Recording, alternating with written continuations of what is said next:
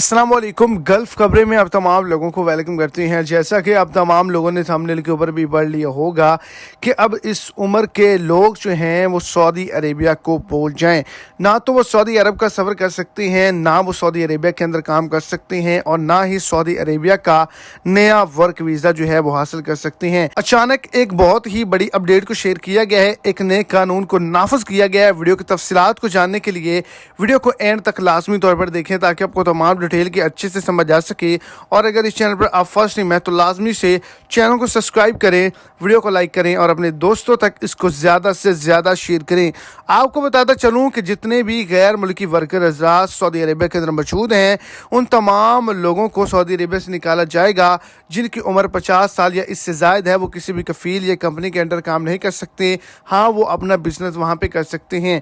दूसरे नंबर पर वो तमाम लोग जो सऊदी अरेबिया का वर्क वीज़ा हासिल करना चाहते हैं और उनकी उम्र 50 साल या इससे ज़ायद है, तब भी वो सऊदी अरेबिया का वर्क वीज़ा हासिल नहीं कर सकते। सिर्फ सन 2023 के अंदर जिनके कॉन्ट्रैक्ट ख़त्म होने वाले हैं वही यहाँ पर काम कर सकते हैं। उसके बाद उनको भी घर वापसी का सफ़र करना होगा।